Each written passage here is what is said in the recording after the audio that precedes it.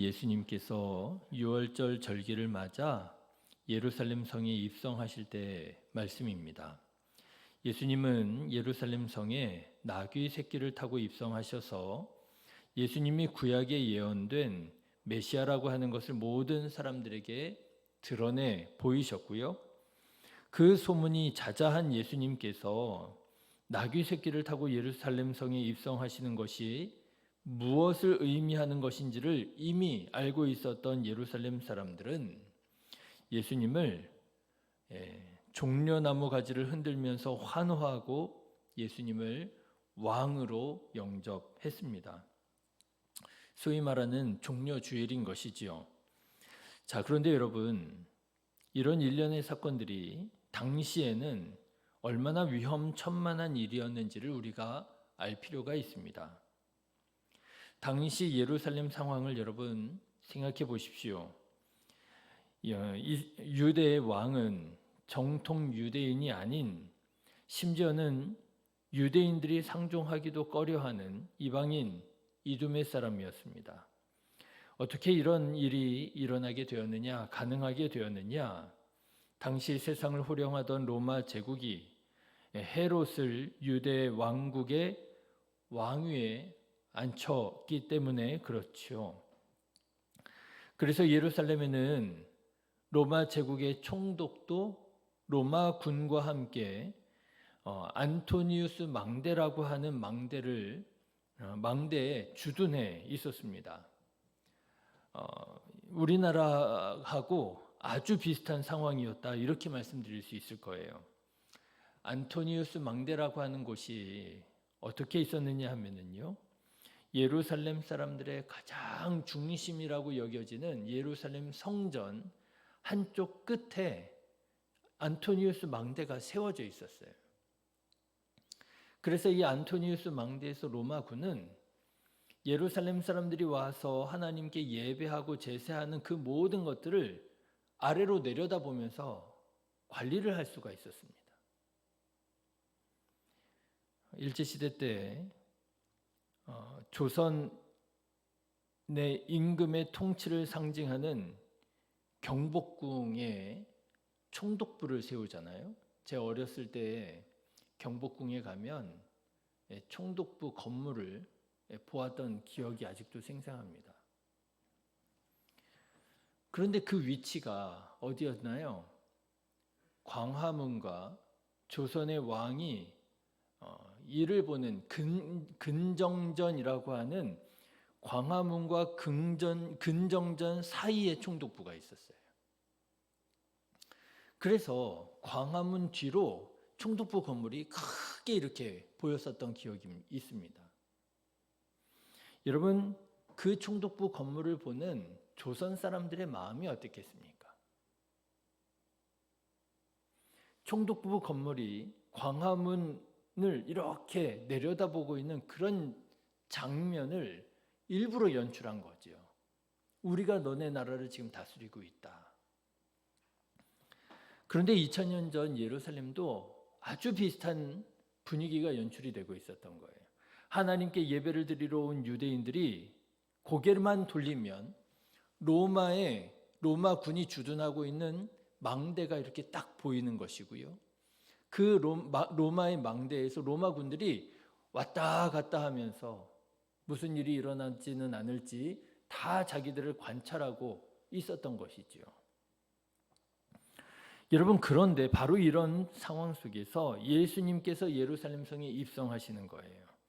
그런데 그냥 입성하시는 것이 아니라 나귀 새끼를 타고 입성하시는데, 예루살렘 시민들과 온 유월절 절기를 맞아서 예루살렘을 찾은 온 유대인들이 예수님을 왕으로 환영하고 환호하고 그렇게 영접을 하고 있었더라고 하는 것이죠. 여러분, 이게 어떤 의미가 있었겠습니까? 예수님의 말 한마디에 따라서 유대인들이 반란을 일으키고 봉기를 일으킬 수 있는 그런 상황 아니었겠습니까? 그러니 헤롯을 따르는 헤롯 당원들이며 예루살렘에 주둔해 있는 로마 군인들이며 얼마나 신경이 날카롭게 예민하게 서 있었겠어요. 사실 유대인에게는 전력이 있었습니다.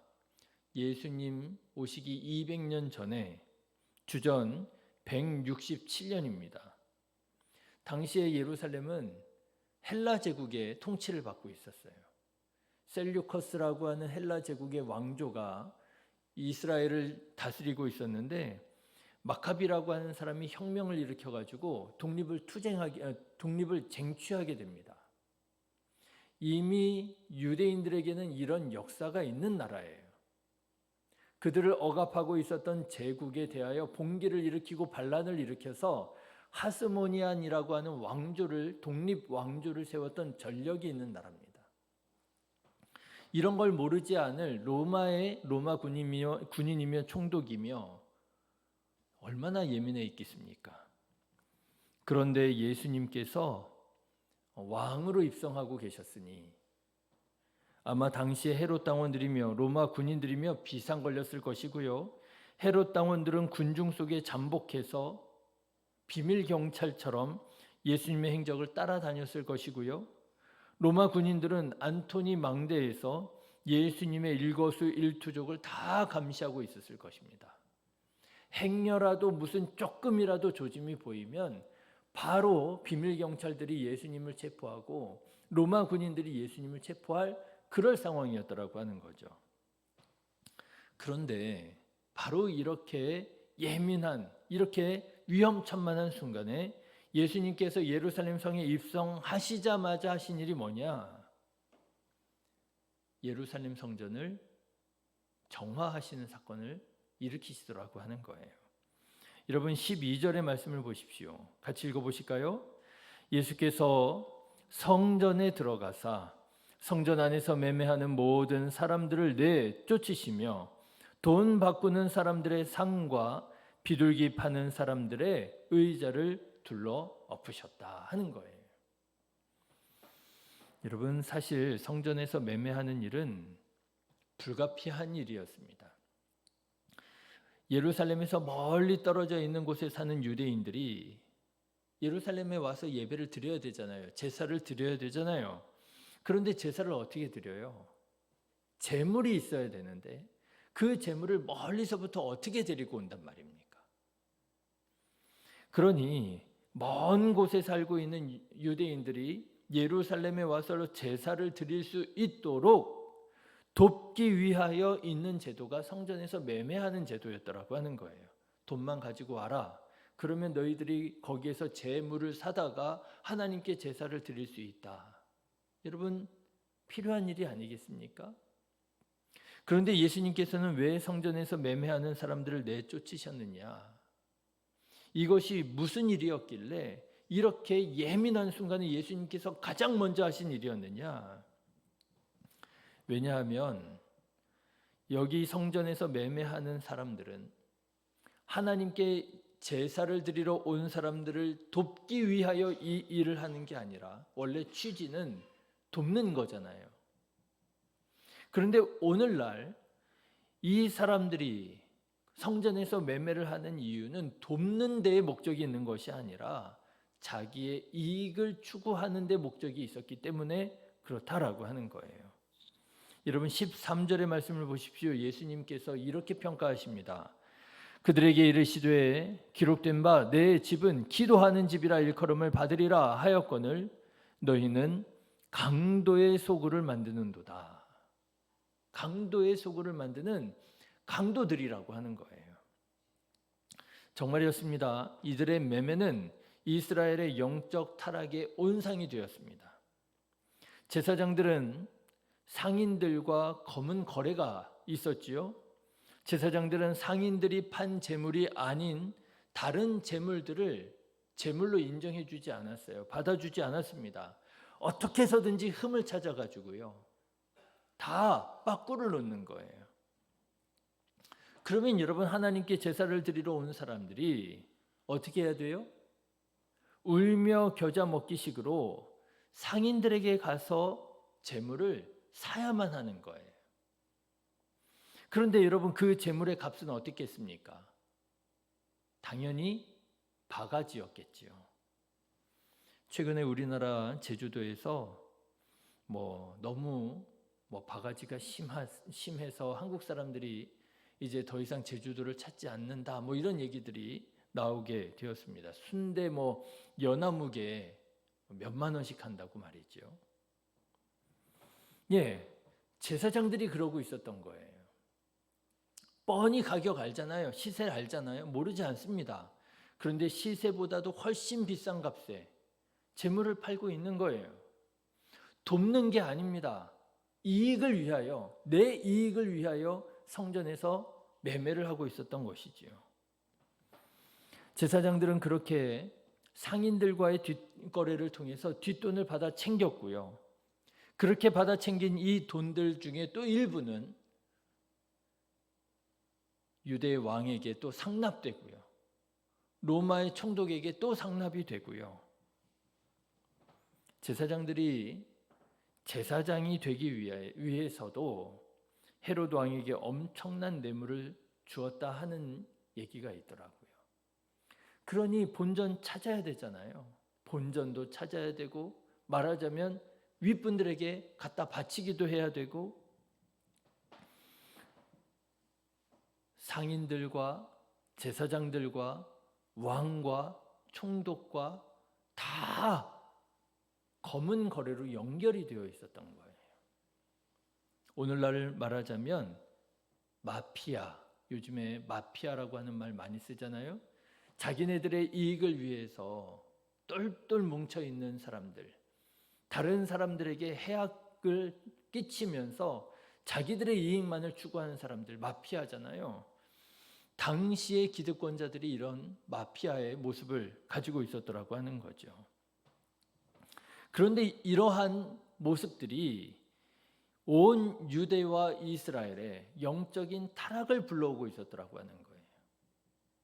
하나님께 나와 온전히 예배를 드리며 하나님의 은혜를 경험해야 되는데, 성전에서 하나님의 은혜를 경험하는 것이 아니라 그런 사람들의 이익과 그런 사람들의 어떤 불의함을 보고 있었으니 어떻게 이스라엘이 영적으로 부흥할 수가 있었겠어요.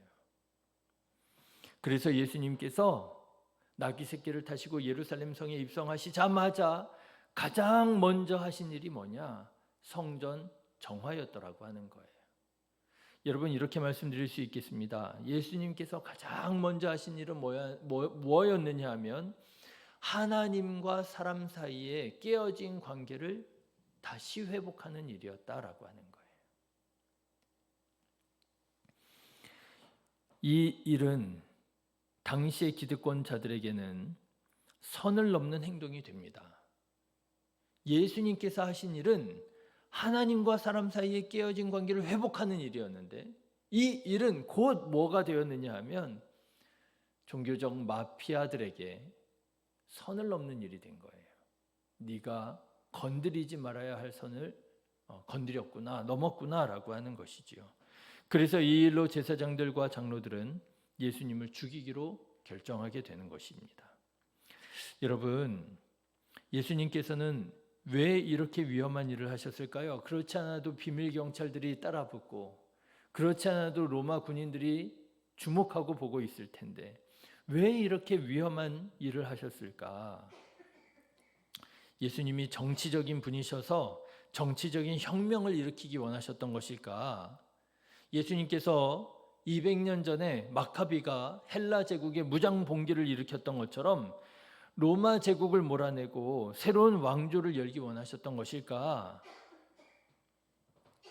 아마도 당시 이 광경을 목격했던 많은 유대인들은 그러기를 원했을 것입니다. 그래, 이거야. 내가 딱 원했던 것이 바로 이런 것이었어. 저 이방인 헤롯 왕 몰아내고, 저 헤롯을 왕위에 앉힌 로마 제국 몰아내고, 로마 제국과 헤롯 정권의 앞잡이 역할을 했던 저 매국노들, 저 상인들 다 쫓아내고 우리 유대 왕국을 다시 다윗의 왕국처럼 회복시켜 주기를 예수님에게 기대했을 것입니다.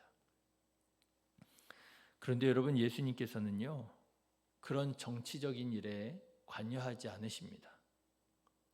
예수님의 유일한 관심은 어디에 있었느냐?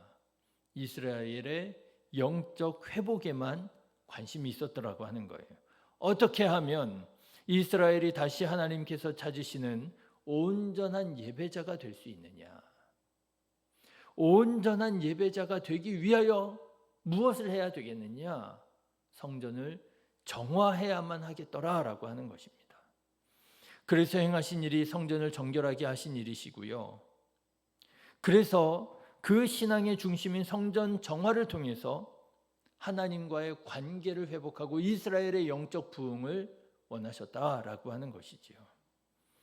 여러분, 정말입니다. 우리 신앙이 건강하게 바로 서려면 무엇보다도 먼저 우리는 우리의 성전을 정결하게 정화해야만 합니다. 교회에서 어떤 종류의 이익이라도 추구하거나 구하시면 안 돼요. 어떤 종류의 이익도 여러분 교회에서 누리시면 안 돼요. 어떤 종류의 이익이라도 누리시면 그 신앙은 건강함을 잃어버립니다. 기득권을 추구하거나 사람들의 인정과 인기를 추구하거나 사람들이 나를 알아주기를 추구하거나 자기 감정을 투사하거나 요구하거나 여러분 뭐 꼭 돈 이런 게 아니고요. 관계적인 면에 있어서 감정적인 면에 있어서 어떤 면에 있어서든지 나의 이익을 조금이라도 추구하잖아요. 그 신앙은 취해집니다. 그 교회가 병들게 돼요. 제가 전도사 때 섬겼던 한 목사님이 계신데요. 이 목사님이 전도사들에게 그렇게 강조하셨던 게 있어요. 설교 중에 내가라고 하는 말 쓰지 말라고. 내가라고 하는 말 쓰지 말라고. 그걸 그렇게 강조하셨어요. 그 목사님이. 근데 여러분 설교하다 보면 나는, 내가 이런 말 얼마든지 할 수 있지 않습니까? 뭐 여러 가지 뭐 예화를 뭐 말하든지 어떻든지 간에. 그런데 그 목사님은요 그렇게 그걸 싫어하셨어요. 내가라고 하는 말 쓰지 말라고. 왜 그랬을까 생각해 보니까요. 목사가 교회에서 조금이라도 자기를 높이는 어떠한 종류의 말이라도 하면 안 된다라고 생각을 하셨던 것 같아요. 여러분 목사만 그러겠습니까? 아니더라고요. 그 교회의 모든 구성원들이, 모든 성도들이 다 내가라고 하는 말 쓰면 안 되겠더라고요. 내 경험에는, 내 생각에는, 내 느낌에는 그렇게 말하기 시작하면은요 교회가 설 수가 없습니다. 조금이라도 내가 교회에서 이익을 추구하고 있다면, 구하고 있다면, 누리고 있다면 그거 내려놓아야 됩니다. 그게 뭐냐 하면 성전 정화예요. 하나님과 나와의 관계를 회복하고요. 우리 교회가 하나님의 나라가 되는 일이 바로 거기서부터 시작된다라고 하는 것이지요. 사랑하는 성도 여러분, 우리 마음의 성전을 정결하게 정화하는 저와 여러분의 삶이 되시기를 주님의 이름으로 축원합니다. 그런데 이렇게 예수님께서 오직 하나님과 우리와의 관계를, 깨어진 관계를 회복하는 이 성전 정화가 사람들이 볼 때는 어떻게 보였다는 거예요? 신앙적인 일, 종교적인 일로 보이는 게 아니라 정치적인 일로 비춰지더라는 거예요. 그렇죠. 저 예수가 뭔가 좀 하려나 보다. 이제 이 나라를 아주 뒤집어 엎어놓고 다시 다윗의 나라를 세우려나 보다. 오해가 되더라고 하는 거예요. 아닙니다, 여러분. 오직 하나님과의 관계에 집중하는 일이 그렇게 비춰질 수는 있지만 여러분 신앙적인 일은 오직 하나님과의 관계에 있어서 오직 하나님만을 바라보는 일이 되어야 될 줄로 믿습니다. 제 친구 목사님이 있어요. 몽골에서 오랫동안 선교하다가 최근에 한국에 이제 들어오게 되었어요. 목회를 하시게 됐습니다. 그런데 이 목사님이 이제 한국 교회에 들어와서 목회를 시작을 하는데 아주 역사가 깊은 100년이 넘은 교회에 담임 목사님으로 이제 목회를 하고 계셔요. 그런데 지금 한 1년 반, 2년 정도 됐는데 전쟁 같은 시기를 보내고 있다고 합니다.